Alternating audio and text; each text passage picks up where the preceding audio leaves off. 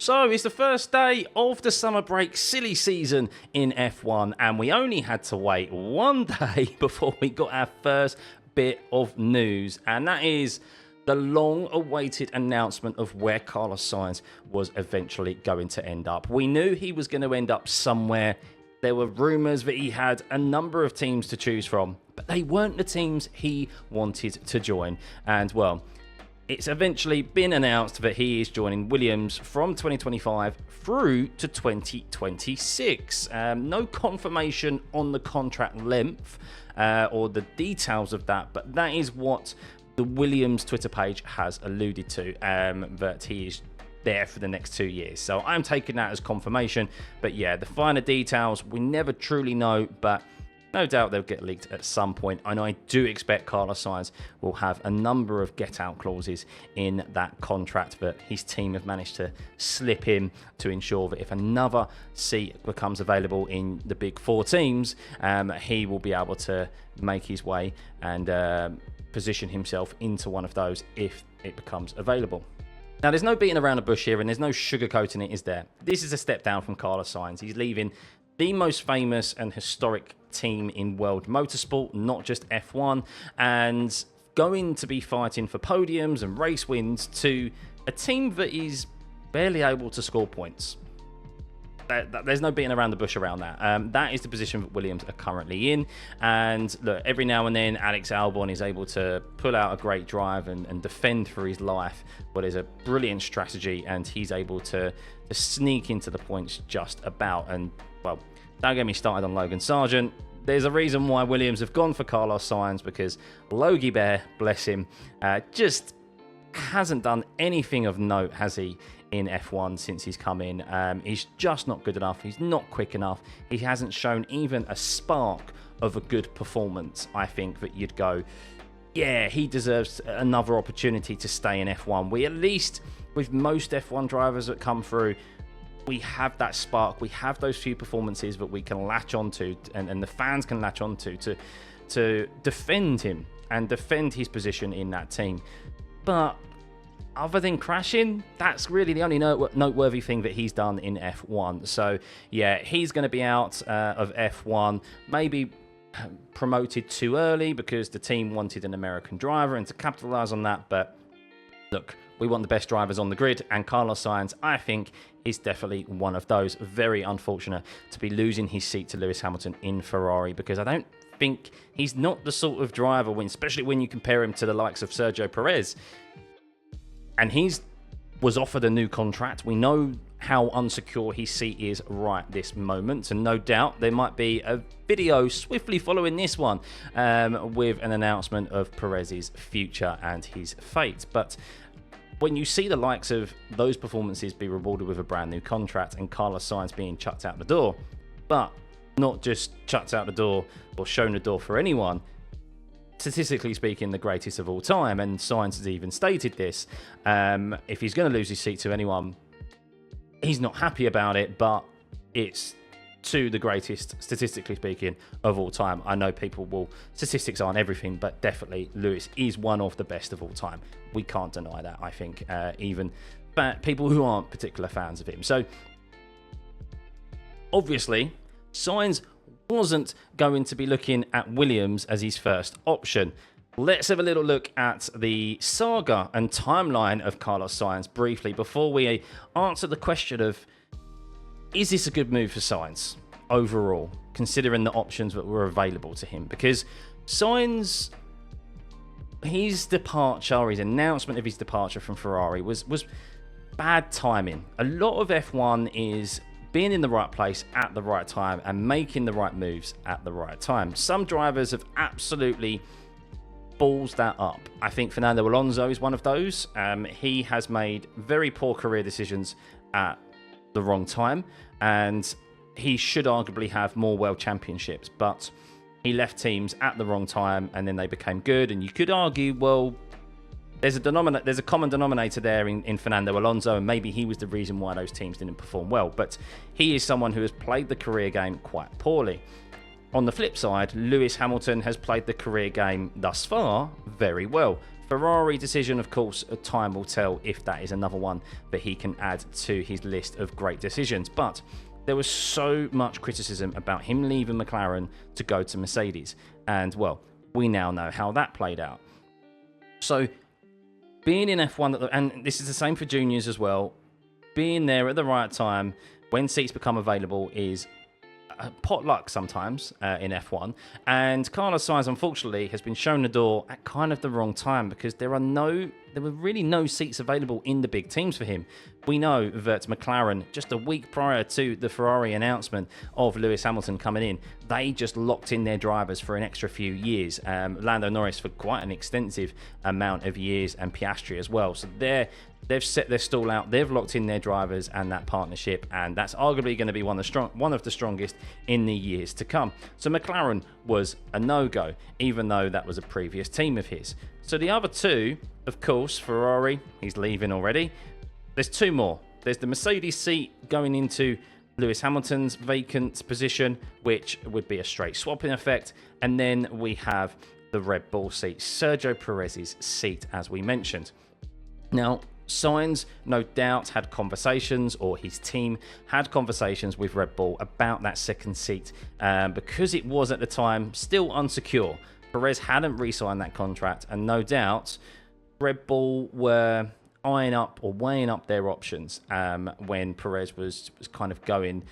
He'd just come off, he didn't end last season very well, and this was before the season started, so Christian Horner also said Sainz is a very good driver, he should be in a top team, etc. So no doubt their conversations were had. However, I think it's quite well documented that when Carlos Sainz was a teammate of Max Verstappen at Toro Rosso, the junior team, the now VCARB team, formerly AlphaTauri, formerly Toro Rosso, it wasn't so much that the drivers didn't get on, but the parents, the dads in particular, Carlos Sainz Sr. and Jos Verstappen, could not stand each other. And it's one of those typical schoolyard things where you've got the parents getting way too involved than they should be, living vicariously through their sons. And yes, they've got very successful racing careers themselves. Carlos Sainz Sr. still races, still wins a Dakar Rally kind of every year.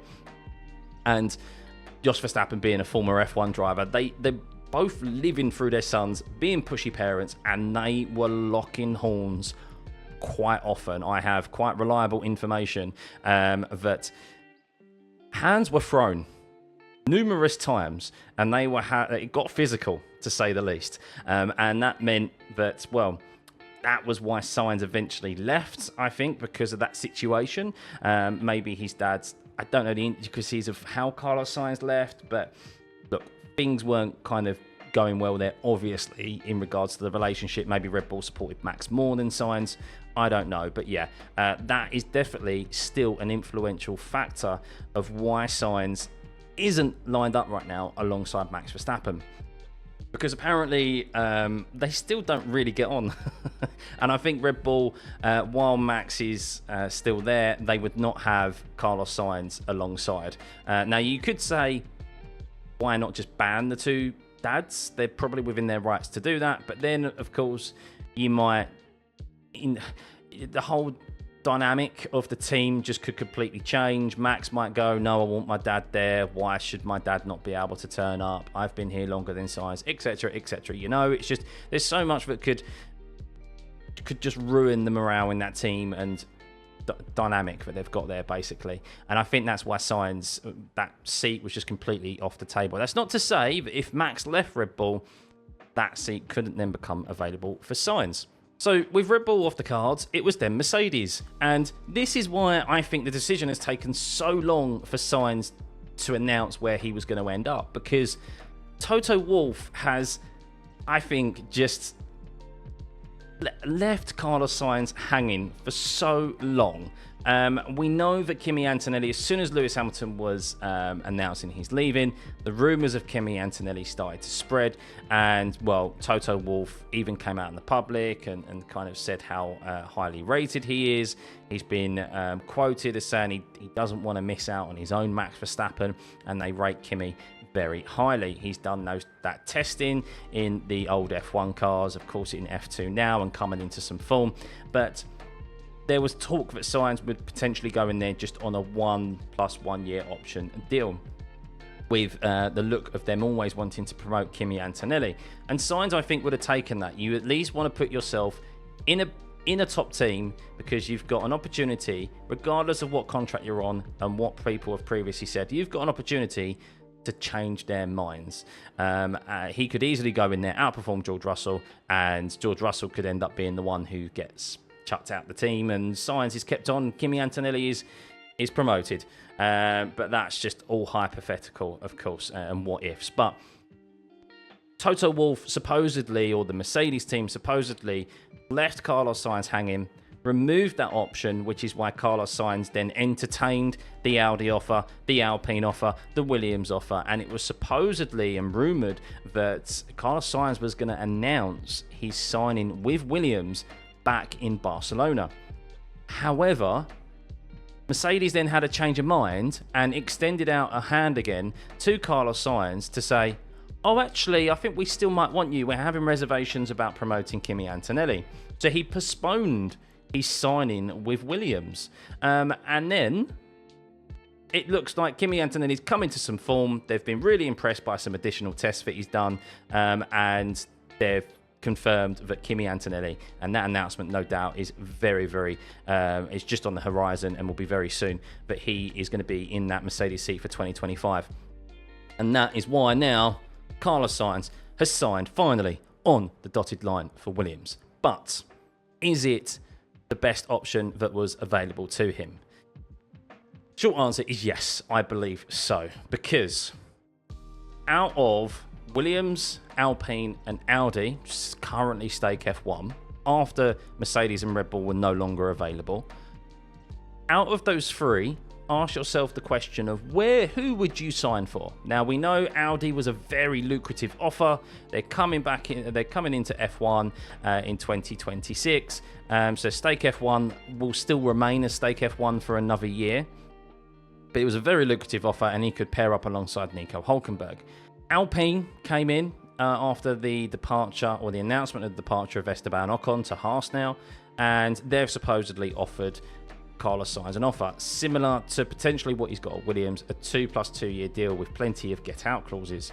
And then you have Williams, who have always been in for with Audi, always been in for Carlos Sainz. And I think out of all of those three options, Williams is the most stable decision. It's the most stable team. You've got James Vowles in there, who is steadying the ship. He's getting them heading in towards the right direction. He's trying to bring them up to modern F1 standards, because they were severely lacking in their facilities and just the technology and the equipment they were using. He's also a very methodical guy. All you have to do is watch the Drive to Survive series to see how he is like. He's bringing that Mercedes ethos, that successful era of the last 10 years over to Williams. And they also have stable ownership as well. And they are operating quite at the higher end of the cost cap as well. So that, for me, is the most stable team out of those three options, because Alpine is a shit show. There's no way to beat around the bush at the moment. They have changed personnel more times than I've had hot dinners. Oh my god. Every single day, someone is leaving that team or is being reshuffled. They're selling assets. They're not going to be a works team for much longer. Wouldn't surprise me if they're not even going to be Alpine by the end of the year, because Flavio Briatore was brought back in to basically asset strip the company. I don't think he was brought in there to make positive changes to the team. And, well, it's basically nigh on confirmed that they're going to be using Mercedes engines and Mercedes gearboxes and so forth. They're no longer going to be a works team. Esteban Ocon announced that he basically just unloaded this weekend, didn't he? He said he was looking for a new team back in at the start of 2023. They tracked Esteban Ocon's company car to the Williams car park. Supposedly, Esteban Ocon did have discussions with Williams. He drove over to the factory, as they're all kind of within driving distance of each other in Motorsport Valley here in Milton Keynes, in the Midlands of the UK. And they he tracked his car sitting for a whole afternoon in the Williams car park. Now, for one, you could say, okay, well, maybe you shouldn't drive company car property or company property over to a rival team's factory. But on the other hand, in effect, they're spying. They're spying on an employee, which is crazy. So yeah, Alpine, I wouldn't join there if you even offered it to me. I think, or maybe I would. Depends how many zeros are on the end of the contract.